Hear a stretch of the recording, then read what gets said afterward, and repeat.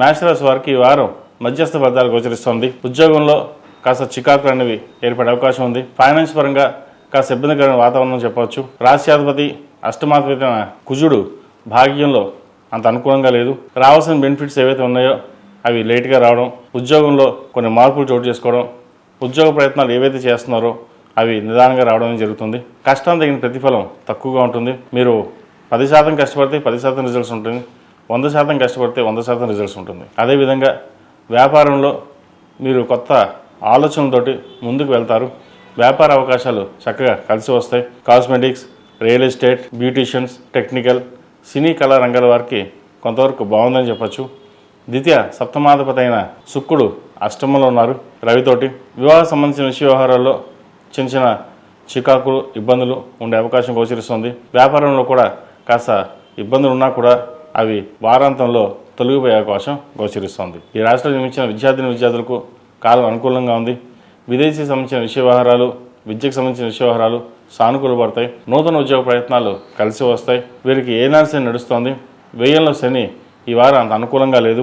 1-2 సార్లు ప్రయత్నం చేస్తే కానీ ఫలితం దక్కని పరిస్థితి గోచరిస్తుంది. ఉద్యోగ ప్రయత్నాలు ఇంటర్వ్యూ దాకా వెళ్ళడం, అవి మళ్ళీ రాకపోవడం, మనస్తాపానికి గురయ్యే అవకాశం గోచరిస్తుంది.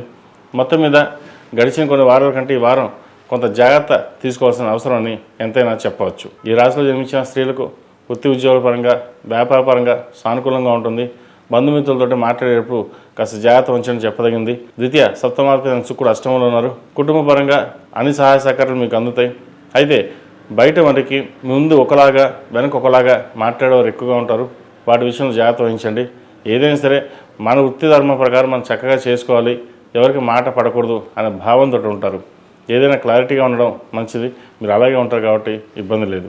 అదేవిధంగా చిరు వ్యాపారస్తులకు, హోటల్ మేనేజ్మెంట్, టెక్నీషియన్స్, ముఖ్యంగా అడ్మినిస్ట్రేషన్ రంగంలో ఉన్న వారికి చాలా అనుకూలంగా ఉంది. గృహ నిర్మాణ పనులు సానుకూలపడతాయి. ఒక ఇల్లు కానీ ఫ్లాట్ కానీ కొనుగోలు చేస్తారు. ఫిక్స్డ్ డిపాజిట్స్ కానీ ఎక్కువగా సేవింగ్స్కి ప్రాధాన్యత ఇవ్వడం అనేది చెప్పదగినది. సంతానం ఆరోగ్యం పట్ల చక్కగా ఉంటుంది. మొత్తం మీద గడిచిన కొన్ని వారాల కంటే ఈ వారం మధ్యస్థ ఫలితాలు ఉన్నాయి.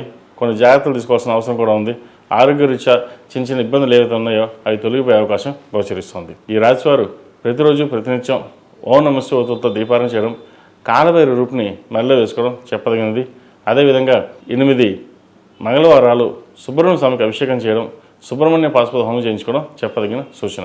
ఈ రాశిలో జన్మించిన వారికి కలిసి వచ్చే సంఖ్య 4, కలిసి వచ్చే రంగు మెరూన్. ఏదైనా పని మీద బయటికి వెళ్ళినప్పుడు సోమవారం కానీ గురువారం అడిగిన వెళ్ళండి, మంచి ఫలితాలు సంప్రాప్తిస్తాయి.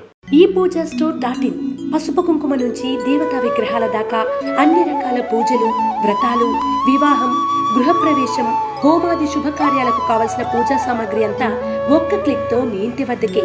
నేడే ఆర్డర్ చేయండి మీ ఈ పూజా స్టోర్.in లో. One stop for all puja needs.